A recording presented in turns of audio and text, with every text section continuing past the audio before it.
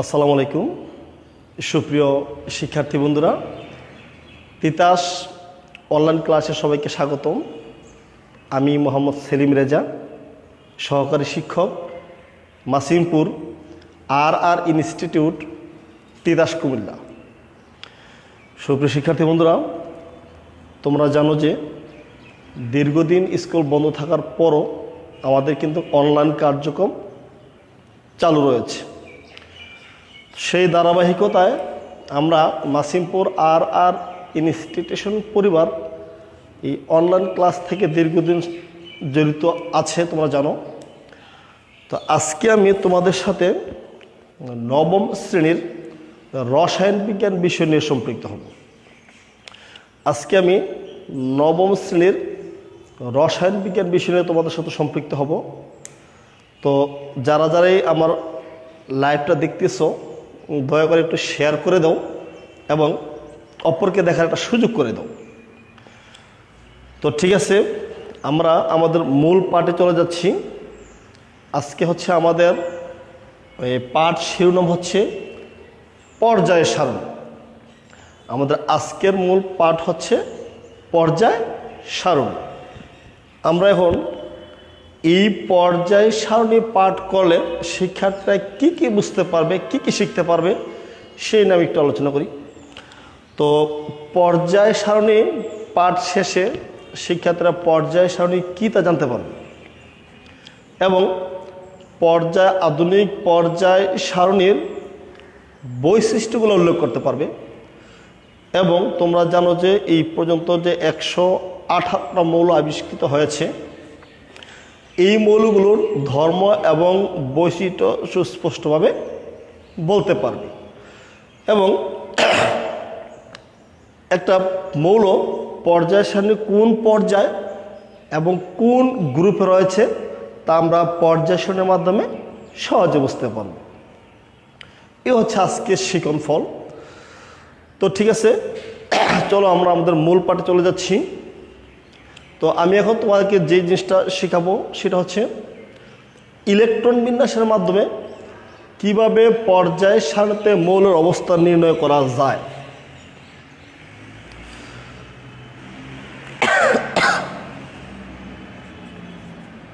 প্রশ্ন: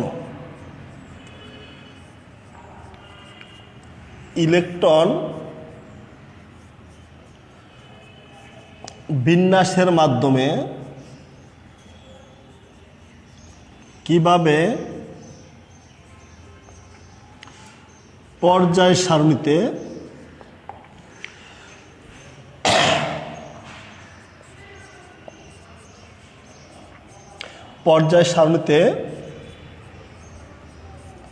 মৌলের অবস্থান নির্ণয় করা যায়।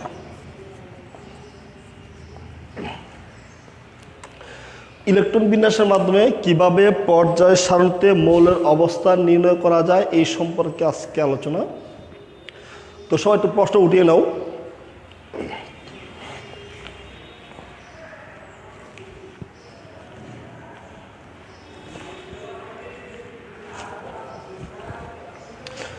আমরা এখন কিভাবে পর্যায় সারণীতে মৌলের অবস্থান নির্ণয় করা যেতে দেখব। ওকে, আসো আমরা একটা মৌল লিখি, সোডিয়াম। তোমরা জানো সোডিয়ামের পারমাণবিক সংখ্যা হচ্ছে কি 11। যা আমরা জানি সোডিয়ামের পারমাণবিক সংখ্যা 11। এই সোডিয়াম পর্যায় সারণীর কোন পর্যায় এবং কোন গ্রুপে রয়েছে তা আমরা এখন জেনে নিব। তো তুমি যখন এই পর্যায় এবং গ্রুপ নির্ণয় করতে যাও, তোমাকে আগে ইলেকট্রন বিন্যাস করতে হবে। এখন ইলেকট্রন বিন্যাসটা তুমি 2ভাবে 3ভাবে করতে পারো। আমি যদি তোমাকে বৃত্ত আকারে দেখাই, যেমন 1s2, 2s2, 2p6, 3s2, 3s1। তো তুমি দেখো 2, 4, 6, 11 এই হচ্ছে তোমার সোডিয়ামের ইলেকট্রন বিন্যাস। এখন এই ইলেকট্রন বিন্যাস থেকে তুমি কিভাবে অবস্থান নির্ণয় করতে পারো? তুমি দেখো, ইলেকট্রন বিন্যাস করার পরে আমি দেখব এই সোডিয়ামরা কতটা শক্তি স্তর দখল করেছে। আমি দেখো 1 একটা শক্তি স্তর, 2 একটা শক্তি স্তর, 3 একটা শক্তি স্তর, তাহলে 1 2 3। তাইলে আমি যখন সোডিয়ামের ইলেকট্রন বিন্যাস করলাম তখন দেখা যায় যে সোডিয়াম 3টা শক্তি স্তর দখল করেছে। পর্যায় সারণীতে কোনো মৌলকে ইলেকট্রন বিন্যাস করার পর ওই মৌলটি পর্যায় সারণীতে ওই মৌলটি যতটা শক্তি স্তর দখল করে, পর্যায় সারণীতে ওই মৌলটি তত নম্বর পর্যায়ে অবস্থিত। তো যেহেতু 3টা শক্তি স্তর দখল করেছে, তাহলে আমি বলতে পারি পর্যায় সারণীতে সোডিয়াম 3য় পর্যায়ের মৌল। তাহলে লিখে নাও, আমরা লিখে নেই সোডিয়াম পর্যায় সারণীর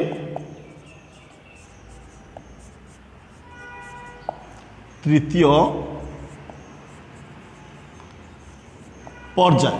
এবং কয় নম্বর গ্রুপে থাকে দেখো, সর্বশেষ কক্ষপথে যতটা ইলেকট্রন থাকবে পর্যায় সারণীতে ওই মৌলটি তত নম্বর পর্যায়ে অবস্থিত। আমি আবার বলছি, একটা মৌলকে যখন ইলেকট্রন বিন্যাস করবা, মৌলটা পর্যায় সারণীর যতটা শক্তি স্তর দখল করে মৌলটি পর্যায় সারণীর তত নম্বর পর্যায়ে অবস্থিত, এবং সর্বশেষ কক্ষপথে যত সংখ্যক ইলেকট্রন থাকে মৌলটি তত নম্বর গ্রুপে অবস্থিত। তো তুমি দেখো 3টা শক্তি স্তর যেহেতু দখল করেছে, সে 3য় পর্যায়ের মৌল। এখন সর্বশেষ কক্ষপথে 1টি ইলেকট্রন রয়েছে, তাহলে সে পর্যায় সারণীর গ্রুপ 1-এর মৌল, এবং সোডিয়াম পর্যায় সারণীর 3য় পর্যায় এবং গ্রুপ 1A অবস্থিত।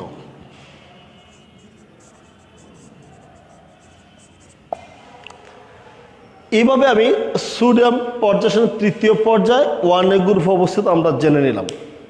এভাবে তুমি আরও অসংখ্য মৌল ইলেকট্রন বিন্যাস করে তুমি পর্যায় সারণীতে তার অবস্থান জেনে নিতে পারো।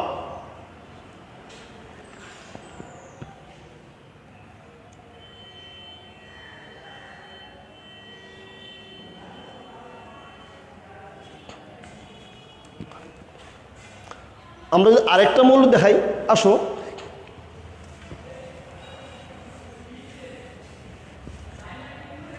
তুমি দেখো অ্যালুমিনিয়ামের পারমাণবিক সংখ্যা হচ্ছে তোমার 13, তাই না? তো আমরা এই অ্যালুমিনিয়ামটা পর্যায় সারণীর কোন পর্যায়ে কোন গ্রুপে রয়েছে তা আমরা জেনে নিই। তুমি দেখো 1s2, 2s2, 2p6, 3s2, 10, 3p1। ঠিক আছে? তুমি যদি অনুভব করতে চাও, যেমন তুমি দেখো অ্যালুমিনিয়াম 13 প্রথম শেলে 2, 8, 10, 3, 13। অথবা একইভাবে তুমি বলতে পারো, আমি এভাবে দেখাতে পারি যে প্রথম পর্যায়ে 2টি মৌল রয়েছে, দ্বিতীয় তৃতীয় পর্যায়ে আমরা জানি 8টি করে মৌল থাকে, এবং তৃতীয় পর্যায়ে 3টি মৌল রয়েছে।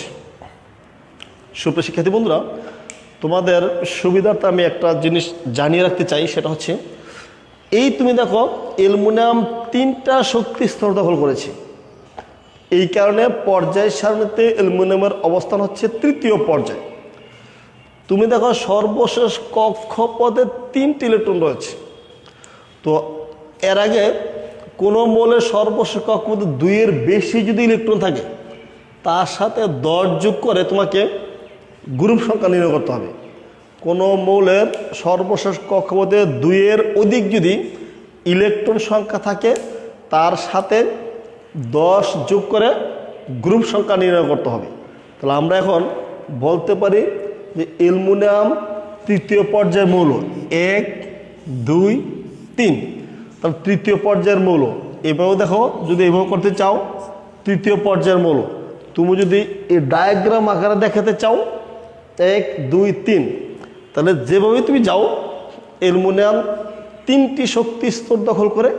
এই কারণে পর্যায় সারণীতে অ্যালুমিনিয়ামের অবস্থান 3য় পর্যায়ে এবং সর্বশেষ কক্ষপথে 3টি ইলেকট্রন রয়েছে। তা আমরা জানি যে যদি কোনো মৌলের ইলেকট্রন বিন্যাস করার পর সর্বশেষ কক্ষপথে 2-এর অধিক সংখ্যক ইলেকট্রন থাকে, তার সাথে 10 যোগ করে গ্রুপ সংখ্যা নির্ণয় করতে হয়। তাহলে আমরা কি পেলাম? আমরা পেলাম কি 3 যোগ 10, তার মানে কি 30। তো বোঝা গেল অ্যালুমিনিয়ামের অবস্থান পর্যায় সারণীর 3য় পর্যায় এবং 13 নম্বর গ্রুপে অবস্থিত। ওকে, আশা করি বুঝতে পেরেছ। আমি যদি তোমাদের সুবিধার্থে আরও কিছু করি, মনে করো পটাশিয়াম। আমরা জানি পটাশিয়ামের পারমাণবিক সংখ্যা হচ্ছে কত? 19। তো পটাশিয়ামের পারমাণবিক সংখ্যা 19। এখন আমরা দেখব পটাশিয়ামটা পর্যায় সারণীর কোন পর্যায় এবং কোন গ্রুপে রয়েছে।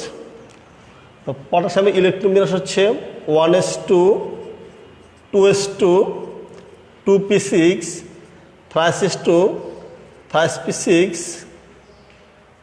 4s1। তুমি দেখো তো 2 4 10 12 18 19।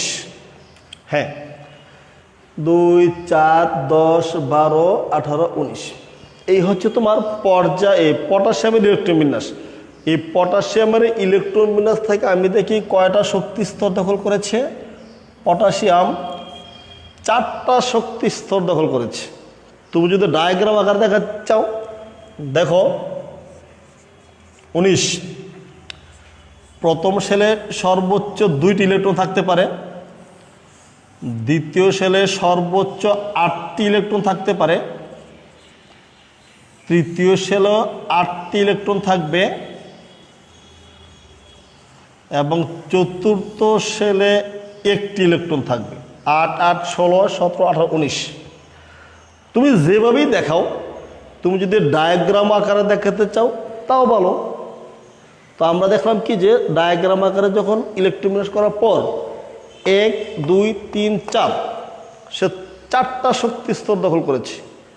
তাহলে আমরা লিখতে পারি পটাশিয়াম পর্যায় সারণীর 4র্থ পর্যায়ের মূল। এবং তুমি দেখো সর্বশেষ কক্ষপথে 1টি ইলেকট্রন রয়েছে। যেহেতু 1টি ইলেকট্রন রয়েছে, এই কারণে পটাশিয়াম এর গ্রুপ সংখ্যা হবে 1। তো আমরা সিম্পলি বুঝতে পারলাম কি কোনো মৌলকে যখন তুমি ইলেকট্রন বিন্যাস করবা, ওই মৌলটা যতটা শক্তি স্তর দখল করে পর্যায় সারণীতে ওই মৌলটা তত নম্বর পর্যায়ে অবস্থিত। সর্বশেষ কক্ষপথে যত সংখ্যক ইলেকট্রন থাকে মৌলটি পর্যায় সারণী তত নম্বর গ্রুপে অবস্থিত।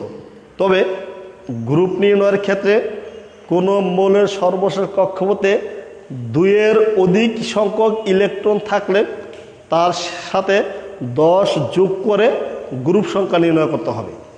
এই হচ্ছে কোনো মৌলকে কীভাবে পর্যায় সারণীতে অবস্থান নির্ণয় করা যায়।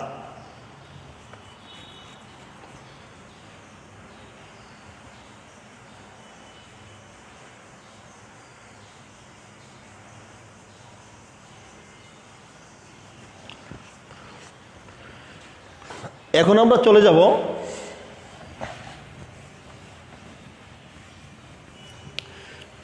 চলে যাব পর্যায় সারণীর একই পর্যায় যতই বাম দিক থেকে ডান দিকে যাওয়া যায়। আমি আবার বলছি, পর্যায় সারণী একই পর্যায় যতই বাম দিক থেকে ডান দিকে যাওয়া যায় মৌলের পরমাণুর ব্যাসার্ধ ততই হ্রাস পায় কেন? প্রশ্ন লিখে নাও। পর্যায় সারণীর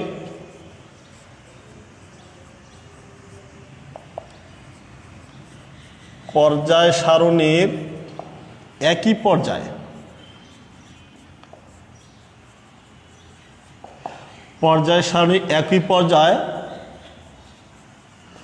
যতই বাম দিক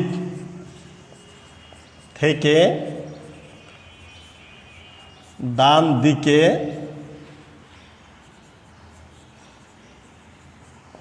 যাওয়া যায় মৌলের মৌলের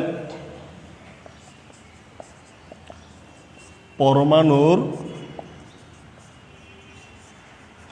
ব্যাসার্ধ ততই হ্রাস পায় কেন? ব্যাখ্যা করো। সুপ্রিয় শিক্ষার্থী বন্ধুরা, তোমাদের সুবিধাতে আমি আবার বলছি, পর্যায় সারণীর একই পর্যায়ে যতই বাম দিক থেকে ডান দিকে যাওয়া যায় মৌলের পরমাণু ব্যাসার্ধ ততই হ্রাস পায় কেন? তো চলো আমরা এর সমাধান খুঁজে বের করি। তুমি যদি একটু লক্ষ্য করো, আমরা যখন পর্যায় সারণীর যে কোনো একটা পর্যায় নিয়ে আলোচনা করতে চাই, প্রশ্ন উঠিয়ে নাও।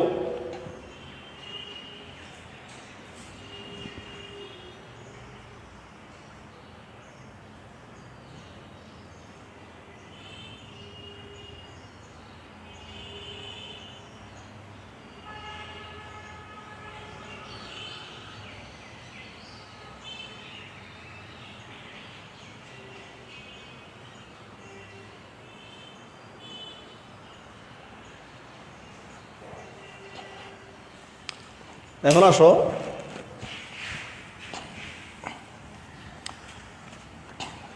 তুমি দেখো, আমি যখন একটা পর্যায়ের কিছু মৌল নিয়ে আলোচনা করব, আমি একটা পর্যায়ের কিছু মৌল নিয়ে একটু আলোচনা করি। যেমন তোমার মনে করো যে আমি এই তৃতীয় পর্যায়ের মৌল নিয়ে আলোচনা করলাম। তৃতীয় পর্যায়ে কী কী মৌল আছে একটু দেখে নেই।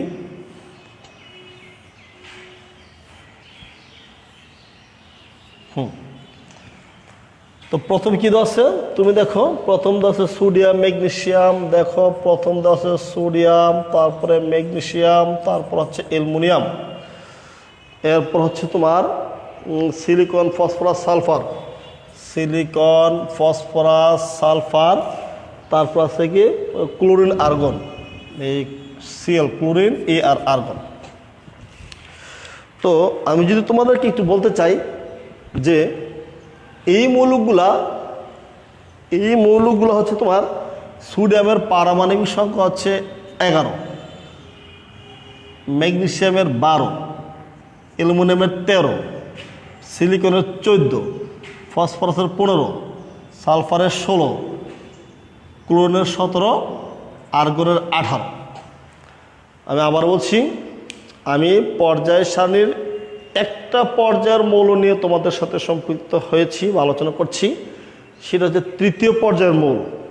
প্রশ্নটা কী ছিল?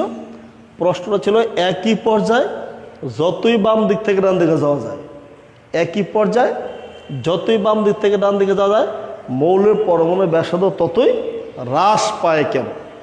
তো তুমি দেখো পর্যায় সারণী একই পর্যায়ে যতই বাম দিক থেকে ডান দিকে যাওয়া যায় মৌলের পারমাণবিক সংখ্যা বৃদ্ধি পাচ্ছে। কি বৃদ্ধি পাচ্ছে? মৌলের পারমাণবিক সংখ্যা বৃদ্ধি পাচ্ছে। তো তুমি দেখো আমি যখন ইলেকট্রোবিন্যাস করব, যেমন সোডিয়াম ইলেকট্রোবিন্যাস করতে গিয়ে তুমি দেখো প্রথম সেলে সর্বোচ্চ 2টি ইলেকট্রন বসে, দ্বিতীয় সেলে 8টি ইলেকট্রন বসে এবং তৃতীয় সেলে 1টি ইলেকট্রন বসে। ওকে, আচ্ছা।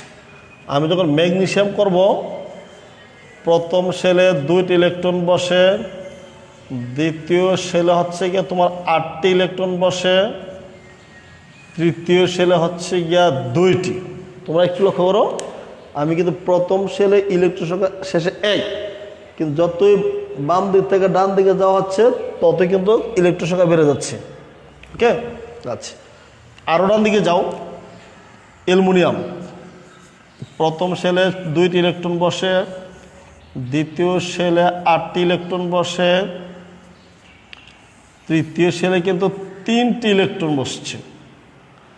তো প্রথম যত বাম দিক থেকে ডান দিকে যাচ্ছে পারমাণবিক সংখ্যা বৃদ্ধি পাচ্ছে, পারমাণবিক সংখ্যা বৃদ্ধি পাওয়ার সাথে সাথে সর্বশেষ কক্ষপথে ইলেকট্রন সংখ্যা কিন্তু বৃদ্ধি পাচ্ছে। তো কিন্তু শক্তি স্তর কিন্তু একই রয়ে গেছে। তুমি দেখো আরও করো, যেমন সিলিকন, প্রথম শেলে 2টা ইলেকট্রন বসে, দ্বিতীয় শেলে 8টি ইলেকট্রন বসে এবং তৃতীয় শেলে 4টি ইলেকট্রন বসে। বন্ধুরা, তোমাদের সুবিধাটা আমি আবার বলছি, পর্যায় শ্রেণী একই পর্যায়ে যতই বাম দিক থেকে ডান দিকে যাওয়া যায় মৌলের পারমাণবিক সংখ্যা বেড়ে যায়।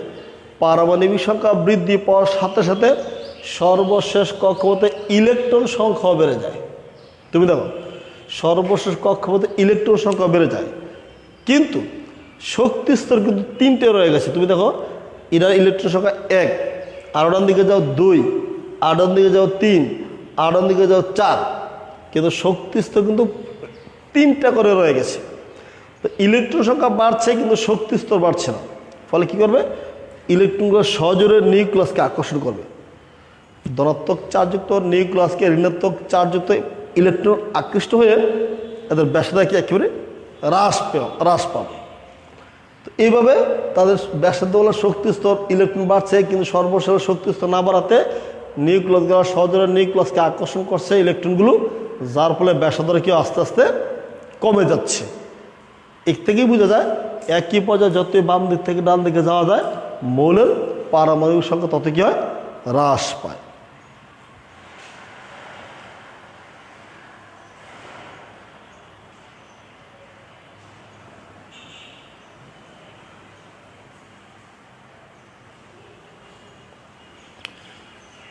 এখন এই ইলেকট্রন বিন্যাসগুলো তোমরা অন্যভাবে দেখাতে পারো। যেমন আমি যে বলছিলাম তোমাদেরকে যে যেমন তোমার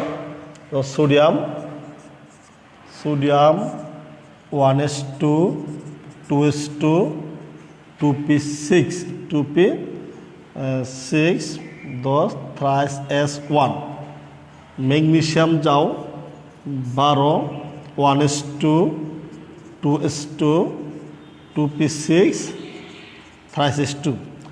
অ্যালুমিনিয়াম যাও 13 1s2 2s2 2p6 3s2 3p6 9 3s2 3p1। তুমি দেখো 2 4 10 12 13, এইভাবে যত তুমি ইচ্ছা করতে পারো। যেমন সর্বশেষ আমি কি একদম সালফার আর্গন পদ্ধতি দেখাতে পারি। এইভাবে একই পর্যায়ে যতই বাম দিক থেকে ডান দিকে যাওয়া যায় মৌলের পারমাণবিক সংখ্যা বেড়ে যায়। পারমাণবিক সংখ্যা বৃদ্ধি পাওয়ার সাথে সাথে সর্বশেষ কক্ষপথে ইলেকট্রন সংখ্যা বেড়ে যায়, কিন্তু শক্তি স্তর সংখ্যা বৃদ্ধি না পাওয়াতে ইলেকট্রনগুলোকে ধনাত্মক চার্জযুক্ত নিউক্লিয়াসের প্রতি ইলেকট্রনগুলো আকৃষ্ট হয়ে এতে ব্যাসার্ধ কী হয়ে যায়, হ্রাস পায়।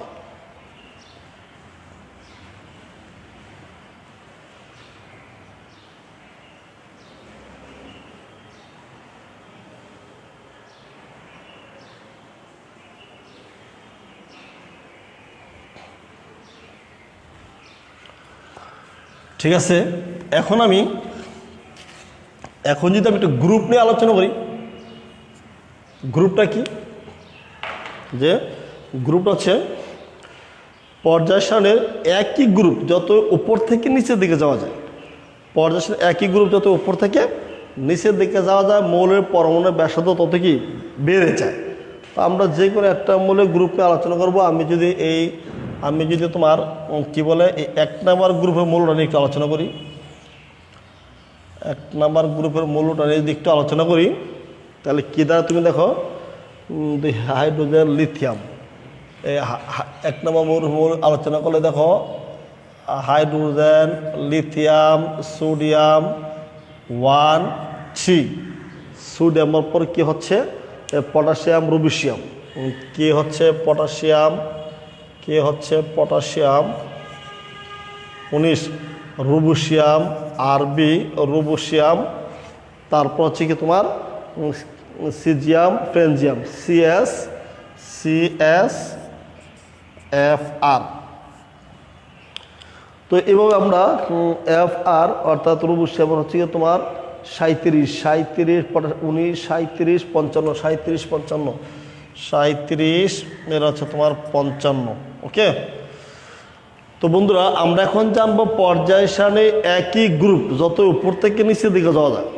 পর্যায় সারণী একই গ্রুপ যতই উপর থেকে নিচের দিকে যাওয়া যায় মৌলের পরমাণুর ব্যাসার্ধ ততই বেড়ে যায় কেন? তো সিম্পল, আসো আমরা যদি 1 নাম্বার গ্রুপ নিয়ে আলোচনা করি। 1 নাম্বার গ্রুপের মৌলগুলো কি? হাইড্রোজেন। প্রথমে কি আমরা হাইড্রোজেন ইলেকট্রন করো, হাইড্রোজেন ইলেকট্রন করো, তুমি দেখো যে প্রথম শেলে মাত্র 1টা ইলেকট্রন রয়েছে। আরও নিচে নামো লিথিয়াম, লিথিয়ামের প্রথম শেলে 2টা থাকবে, দ্বিতীয় শেলে 1টা থাকবে, একটা স্তর কিন্তু শক্তি স্তর বেড়ে গেছে।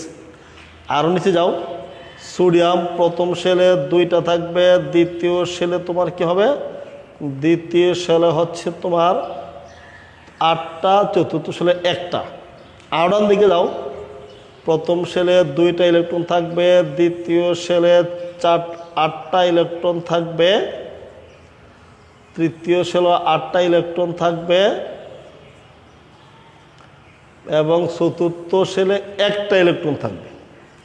তুমি ইচ্ছা করলে এভাবে করতে পারো, হাইড্রোজেন 1 1s1, তারপর লিথিয়াম 3 1s2 2s1, তারপর থেকে পটাশিয়াম সোডিয়াম, তারপর থেকে তোমার sodium 11 1s2 2s2 2p6 থ্রাইসিস 1s2 2s2 2p6 থ্রাইসিস 1।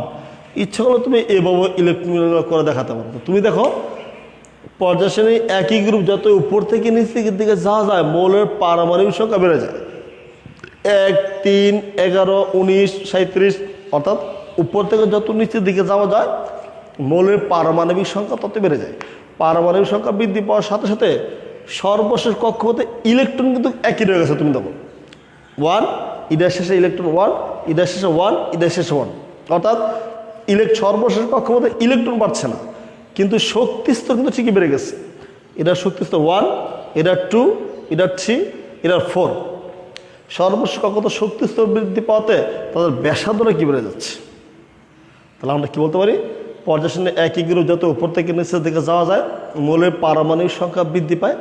পারমাণবিক সংখ্যা বৃদ্ধি পাওয়ার সাথে সাথে তাদের কি সর্বশেষ কক্ষপথে ইলেকট্রন সংখ্যা অপরিবর্তন থেকে যায়, কিন্তু শক্তি স্তর সংখ্যা বৃদ্ধি পাওয়াতে তাদের ব্যাসার্ধটা কি বৃদ্ধি পায়।